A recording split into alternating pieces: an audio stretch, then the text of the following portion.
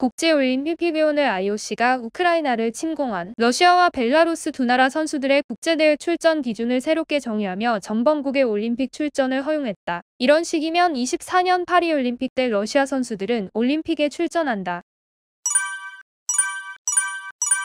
IOC는 29일 집행위원회를 열어 러시아와 벨라루스 두 나라 선수들의 국제대회 참가 가이드라인을 발표했다. IOC는 러시아, 벨라루스 선수는 개인 자격 중립국 소속으로 국제대회에 참가하는 것을 허용했다. 그러나 일부 논란을 의식한 IOC는 전쟁을 지지하거나 군 또는 국가와 계약한 선수는 출전할 수 없으며 구기 종목 등 단체 경기 참가는 금지한다고 밝혔다. 또한 대회 출전 시 흰색 또는 단색의 유니폼만 착용하고 팀 로고를 유니폼에 새기거나 자국 국기를 SNS에 게시할 수 없다며 애매한 규정을 내놓았다. 현재 러시아가 우크라이나를 침공한 지난해 2월 이후 IOC와 국제경기단체는 러시아와 벨라루스 국기 개양, 국가 연주 등을 금지했다. 러시아 선수들의 약물 사용에도 어린 선수의 행동이라고 눈감았던 IOC가 24년 파리 올림픽의 예선전이 시작될 쯤 마치 기다렸다는 듯 러시아, 벨라루스 선수들의 2024 파리 올림픽 출전에 제동을 걸었다. 우크라이나 침공 사태가 발발한 지 고작 1년도 되지 않았고 전쟁이 끝나지도 않았는데 벌써 철회했다. 이에 대한 반발은 거셌다. 우크라이나뿐만 아니라 오히려 러시아와 벨라루스도 거세게 항의를 했다. 러시아와 벨라루스는 전범국 입장이면서 오히려 차별적인 요소가 크다며 강하게 불만을 제기하며 우리는 가능한 모든 방법으로 선수들을 보호할 것이고 IOC와 계속 접촉할 것이라고 말했다. 우크라이나의 경우 전쟁 침략국들에게 개인 출전의 길을 열어준 것은 받아들일 수 없는 결정이라며 엇갈렸다.